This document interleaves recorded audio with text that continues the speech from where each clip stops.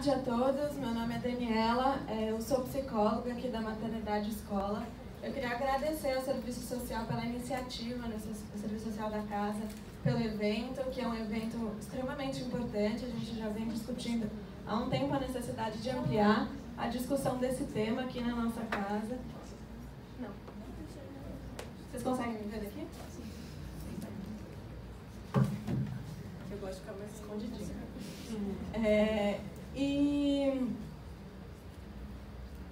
Bom, muitas coisas que eu ia abordar aqui já foram comentadas nas falas anteriores, o que eu achei muito bom, assim, isso mostra uma sintonia e uma questão de que esse tema tem sido falado e discutido, a gente tem chegado em lugares às vezes parecidos, né? No serviço social e a psicologia, normalmente são áreas que conversam tanto e que são tão próximas. Aqui na maternidade é assim, né? A gente está sempre junto. E nessa experiência da violência contra a mulher é um pouco assim também. Acho que são dois serviços que estão sempre muito próximos. Então, eu vou abordar aqui um pouco, além de psicóloga, eu sou epidemiologista, formada com saúde coletiva, então eu tenho um olhar para a saúde pública e para a epidemiologia, que vai ficar claro logo no começo. Mas eu vou tentar trazer um pouco pela nossa experiência aqui da maternidade as questões de enfrentamento da violência do setor da psicologia junto com o serviço social, um pouco nesse aspecto. Então, a gente vai discutir por que pode ser tão difícil sair de um relacionamento violento ou abusivo, né? A gente já falou um pouco sobre isso. Tá ruim isso? Tá falhando. Isso, a bateria pegando fácil. Oi? Ou então com o cara. Esse, deixa eu ver. Tá melhor? Tá melhor? Até eu fiquei surda agora. Até eu estou ouvindo melhor minha própria voz.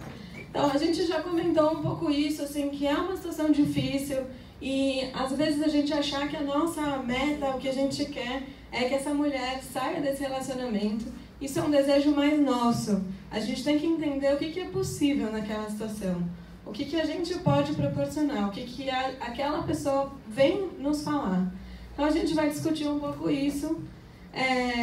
Entendendo que a violência tem vários aspectos, eu não vou trazer mais sobre conceitos nem magnitudes, porque já foram falados amplamente, mas uma coisa que eu fiquei pensando aqui, antes de começar propriamente dito, que a gente falou um pouco dessa angústia do profissional, de falar sobre violência, de notificar.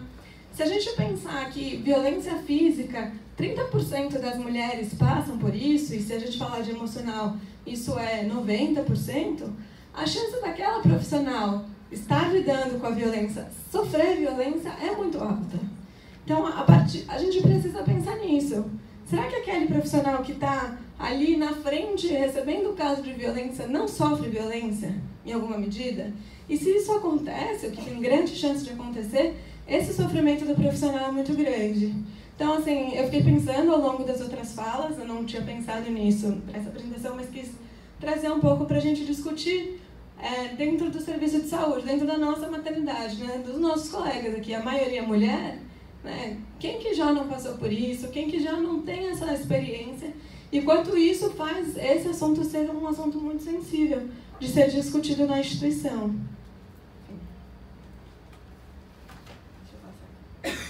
Então, aqui a gente já falou um pouco sobre os tipos de violência, eu trouxe esse gráfico da Organização Mundial da Saúde, que eu acho que ele deixa mais didático, né? Assim, para quem trabalha com a violência, a Organização Mundial da Saúde divide a violência, isso de forma familiar e comunitária, e coloca a violência entre os parceiros íntimos. E destaca as diferentes naturezas dessa violência, que é a violência física, sexual, psicológica ou privação e abandono. Quando a gente fala em violência, normalmente é mais fácil a gente conseguir observar a violência física, que deixa danos no corpo, e a violência sexual. Mas a violência emocional e a violência psicológica, ela é mais difícil da gente perceber.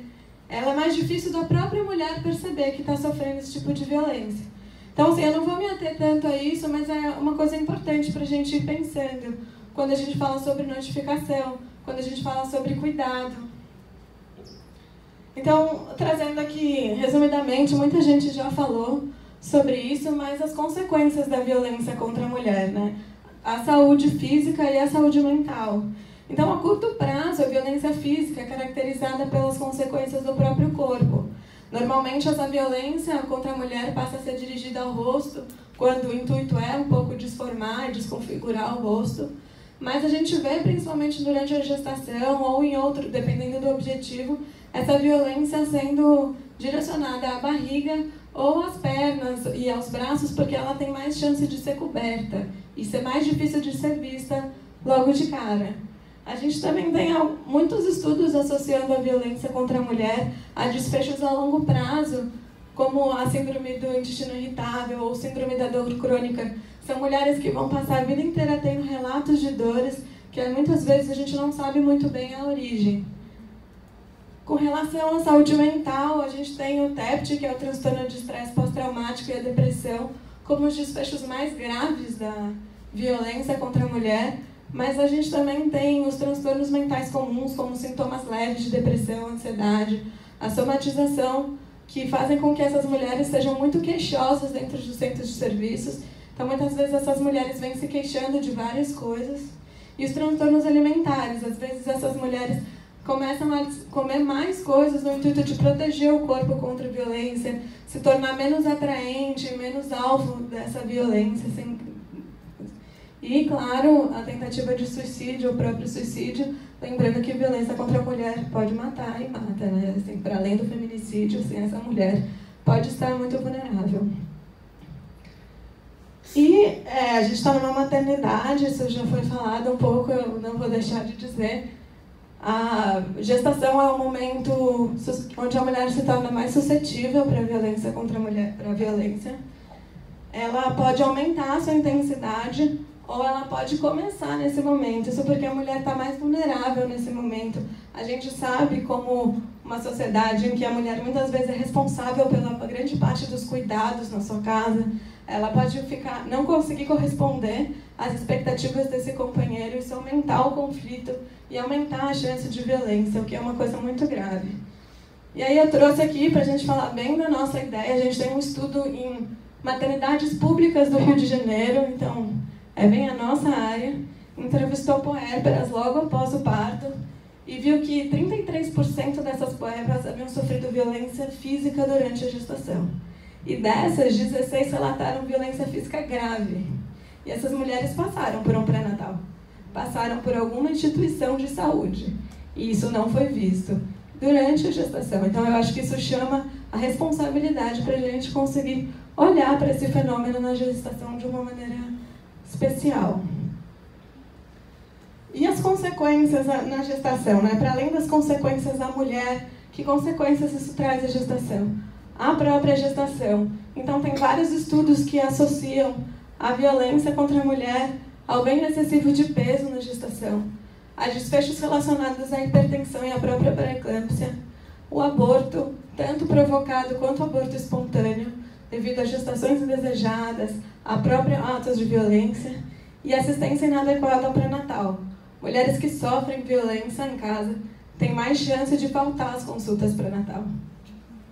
E ao bebê, né? Os estudos têm mostrado que os desfechos ao bebê também são graves, aumentando a chance da prematuridade, do trabalho de parto prematuro. Eu não esqueço de 2 mulheres que eu atendi aqui, que gestantes pediam para ter o parto antecipado para encerrar a situação de violência. Então, assim, é grave. Elas vinham pediam para a médica, pelo amor de Deus, antecipa o meu parto. Né? Tal era o sofrimento que ela vivia. E o baixo peso. O baixo peso é uma série controversa, a literatura não tem ainda muita certeza disso. Alguns estudos mostram que isso pode estar associado, outros não. Isso aí é uma pergunta bem aberta ainda, mas que mostra uma potencialidade da situação. Então, as raízes da violência, né? A gente discutiu bastante aqui que essa é uma questão multifatorial, que existem várias coisas que tornam uma mulher mais vulnerável a sofrer violência e torna uma pessoa mais vulnerável a perpetrar a violência. A Organização Mundial da Saúde tem esse psicólogo, ele propõe esse modelo das raízes da violência, entendendo que a violência ela é um fenômeno que depende de questões da sociedade, da comunidade, das relações interpessoais e do indivíduo. E mais recentemente vem se discutindo também a posição global sobre os eventos de violência. Então, a gente pode entender, por exemplo, na sociedade, o país onde essa relação se dá.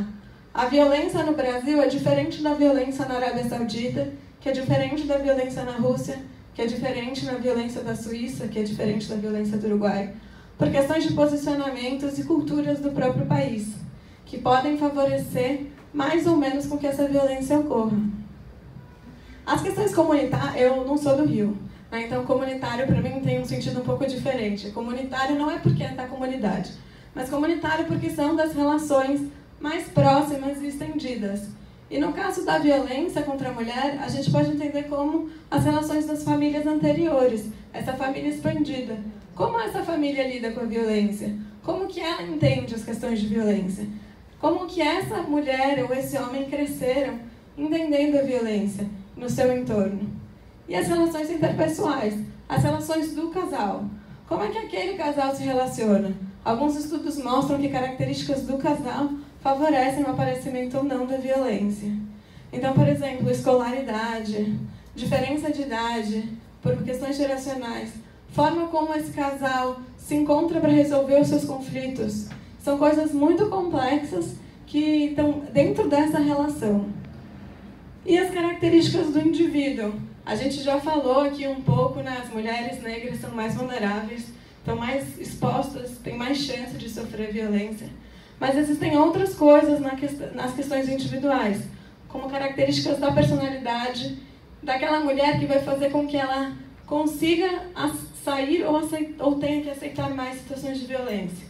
Às vezes, algumas mulheres com mais facilidade não toleram a violência por terem mais recursos externos e internos para lidar com isso, e outras vão ter mais dificuldade por questões internas ao indivíduo, né? Então,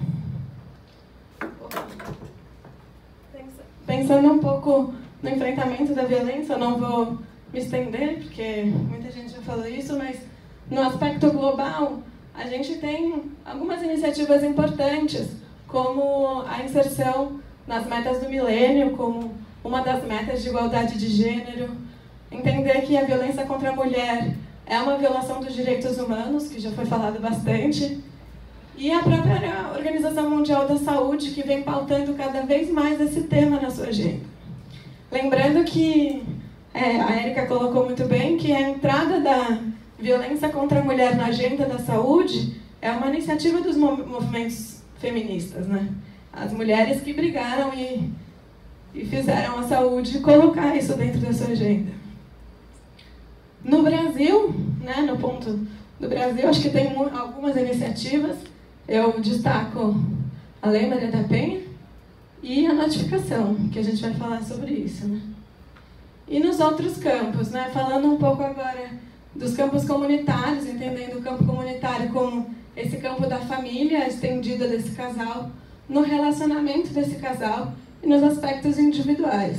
Porque é nisso que a gente, uma vez que recebe essa mulher, a gente recebe essa família, na verdade, num serviço de saúde, a gente vai acabar lidando. Então, o que a gente espera? Assim, o que acontece no relacionamento? Mais ou menos didaticamente, quase todo mundo, ou todo mundo aqui já se relacionou com alguém um dia. Então, eu acho legal a gente pensar um pouco nisso, né? O que são os nossos relacionamentos. Então, lá a gente tem um homem, uma mulher, ou dois homens, ou duas mulheres, mais didaticamente, que vêm ali com as suas histórias, com a sua família. Então, a sua família anterior, toda a sua história de como essa pessoa foi criada, de como ela conheceu seus modelos subjetivos de casal, de família, de amor. A sua família atual, como essa família hoje lida com essas questões e os seus relacionamentos anteriores. Como que esses relacionamentos se iniciaram? E só um parênteses, puxando agora para a sardinha para o meu lado, eu tenho me dedicado no estudo da violência a estudar a violência nos namoros de adolescentes, entendendo que a gente pode prevenir o aparecimento, discutir a violência nessas primeiras relações amorosas, né, dos adolescentes que estão aprendendo a se relacionar.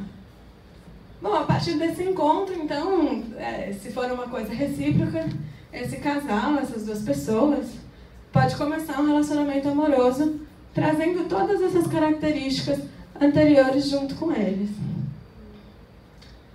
E aí, enfim, eles vão começar lá o seu relacionamento, e como todo relacionamento, ele tem conflitos, ele tem brigas, eles têm diferenças. E a gente espera que, na maioria das vezes, o diálogo seja possível, né?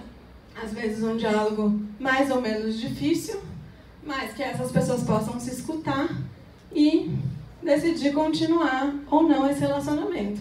Então, esse gráfico mostra que esse casal vai mudando de lugar, vai mudando de posição, podendo, é lógico, o despejo ser o rompimento do relacionamento, não tem problema nenhum, faz parte de um relacionamento saudável optar por isso. O que às vezes acontece numa situação de um relacionamento abusivo? Então, a gente tem lá o mesmo casal que começa esse relacionamento de uma forma parecida. Acontece que nas primeiras brigas e nas primeiras diferenças, às vezes o que a gente já vê nesse momento é que as coisas vão aumentando de intensidade. E o respeito e a consideração pelo outro vai perdendo um pouco de espaço, podendo isso resultar num ato de violência. Acontece que o ato de violência, ele não vem sozinho. A pessoa, ela não é só violenta, ela também é amorosa, ela também gosta do outro. Eles também têm uma história anterior ao ato de violência. E é o que a gente chama de uma tentativa de reconciliação. Então, ela retorna ao lugar de amor. E quanto maior esse ato violento, mais reconciliações e mais busca pelo amor que uma vez aconteceu a gente tem. Isso pode acontecer durante muito tempo, né? Isso é uma simplificação do que pode acontecer. A gente sabe que isso acontece de uma maneira confusa e complexa. Muitas vezes os relacionamentos são as duas coisas, né? Podem acontecer das duas formas ao mesmo tempo, o que torna ainda mais difícil a gente conseguir perceber o que está acontecendo nessa diferença do que é um conflito esperado de um relacionamento e o que é uma violência. Tendo uma violência moral, né, emocional, porque quando a violência é física é mais fácil a gente perceber, né? Quando a agressão é física, é mais fácil da mulher perceber. Mas quando é um controle, quando é uma violência, um abuso emocional, isso é mais difícil. A questão do controle na gestação é ainda mais forte. A gente discute muito aqui, a partir do momento que a mulher gesta o filho do outro, o homem se sente com mais condições de ter controle sobre o corpo daquela mulher e a controlar o que essa mulher pode ou não fazer. Então, o que torna tão difícil, né? Então, a gente discutiu um pouco assim, a mulher vê a violência por questões da sociedade, da comunidade. Ela se sente vítima de uma violência e o fato dela não se sentir vítima de violência por questões culturais, isso não significa que ela não vai sofrer os efeitos dessa violência. Alguns estudos têm mostrado que mesmo sem perceber a violência, isso traz consequências à saúde emocional e à saúde física da pessoa. Então é importante a gente ter isso em mente quando a gente escuta as nossas pacientes.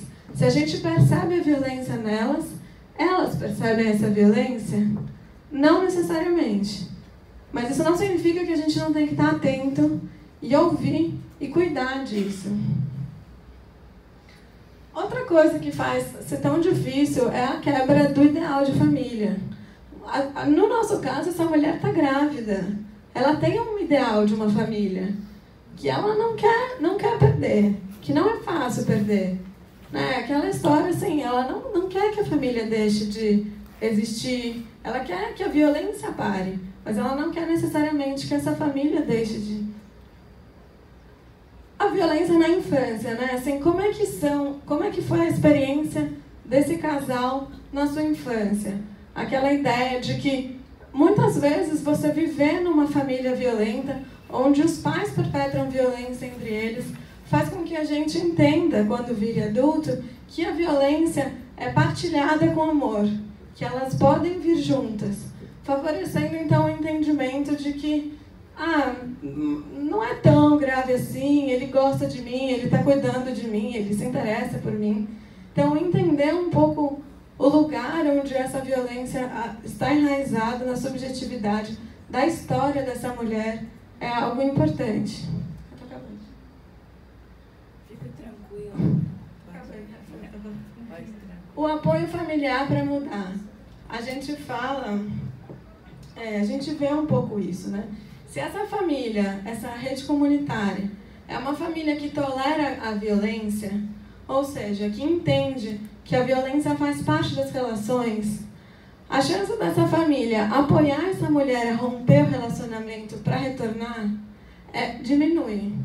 A gente vê um pouco esses relatos aqui, das mulheres que falam: minha mãe fala que é assim mesmo, que eu preciso conversar com ele, que faz parte, que essas coisas vão se resolver com o tempo.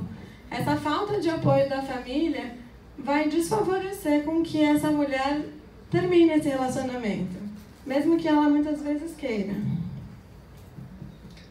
Tem esse conceito, né, nos casos mais graves, onde a gente vê que a situação está muito grave, que eles chamam de desesperança aprendida, que vai mostrando que o sentimento, a violência, ela aumenta a depressão, os sentimentos depressivos. E esses sentimentos depressivos fazem com que ela tenha dificuldade de sair da violência. Nos casos mais graves, quando a gente vê que ela não vê mais saída, que ela está muito sem saber para onde ir. E o amor pelo companheiro, que eu acho que é uma coisa que, quando a gente fala de violência, né, muita gente que atende a mulher fala que fica morrendo de raiva do homem, que não consegue ver o homem na frente, porque aqui, né, que às vezes vem o casal, a gente passa por isso. E ela ama esse companheiro, muitas vezes, e ela não quer terminar o relacionamento. Elas falam, né, eu não quero me separar, eu quero que ele pare de me bater. E é uma coisa justa, nem, assim, não querer sofrer a violência. Então, isso é uma coisa que a gente tem discutido um pouco aqui, como que a gente pode trazer o companheiro, os homens, não só as mulheres, para essa discussão, entendendo que eles fazem parte dessa relação e precisam ser escutados também. Não no sentido de que, tirando um pouco esse lugar de só vítimas e perpetradores, mas de uma relação que precisa de ajuda, seja para se manter no relacionamento ou seja para romper. Porque esses homens também não estão rompendo a relação. E se essa relação gera esse mal-estar todo, né, tem algo na relação que não vai bem, para além das características de cada um deles. Então, o que a gente pode fazer, né? Isso que eu acho que muita gente já falou aqui, eu reitero, não é porque o relacionamento não terminou, porque a mulher não foi para o abrigo, porque a mulher não saiu, que a nossa intervenção não foi importante. Eu lembro que a pessoa do serviço social conhece, assim, o meu primeiro caso, quando eu entrei aqui, foi de uma gestante que sofreu violência, a gestação inteira, e aí 2 anos depois ela retorna grávida do companheiro ainda, e no final da gestação ela resolveu se separar e sofreu muito, foi super difícil. A gente não sabe os efeitos do que a gente faz aqui para quando essa mulher vai chegar numa outra situação, num outro lugar. E se lá ela receber também uma outra intervenção, um outro apoio, um outro suporte, aquela ideia da balança, né? Outra pessoa colocando mais uma pedrinha no lado dela da balança, o que ela não vai poder fazer com tudo isso? Mas isso é dela, assim, é dela, da gente acreditar que a gente vai lá compartilhando, cada um ali dentro da sua possibilidade. Mas, enfim, o que a gente fala, né? Fique atento aos sinais e pergunte. Aqui na maternidade, a gente viu que a prevalência ou incidência de violência na gestação é de mais de 30%. É mais do que hipertensão. E a gente mede a pressão da mulher toda vez que ela vem no pré-natal. E não faz uma pergunta sobre violência. A gente tem discutido aqui na nossa entrada, principalmente com as enfermeiras, né? Tem algumas aqui. Como que a gente pode fazer uma pergunta assim, delicada, sensível, cuidada, considerando que ela pode vir com um companheiro para o pré-natal e a gente não quer afastar esse homem. Como que a gente pode, com tudo isso, conseguir perguntar se ela precisa de ajuda nessa área. A gente não tem se reunido, tem falado sobre isso, mas será que a gente não pode ter uma pergunta ali que faça com que a gente consiga disparar os outros dispositivos da maternidade para cuidar, para ajudar? Acolha, escute, seja empático, né? Eu acho que essa é uma coisa que vale para todo mundo. A gente da psicologia do serviço social costuma fazer isso e dizer que isso não é função só de psicólogo e assistente social, é a função da equipe toda, né? Todo mundo pode acolher, pode ouvir as histórias dessas mulheres, pode ser empático, pode tentar entender o que está acontecendo por aí. A Agatha vai gostar agora. Notifique. A gente tem falado sobre a notificação aqui na nossa casa como uma forma de dar a gente poder falar sobre isso. E a notificação, ela gera um fluxo interno, né? Então, você precisa falar com a pessoa da emergência, você precisa falar com a pessoa que cuida da ficha, você precisa pedir a ficha. Isso mobiliza a instituição de uma forma positiva para a questão da violência. E eu, particularmente, tenho colocado a questão da notificação, percebido a questão da notificação como uma forma de cuidado em si. As mulheres que eu notifiquei, eu convido todo mundo a ler a ficha de notificação antes de fazer a sua primeira notificação.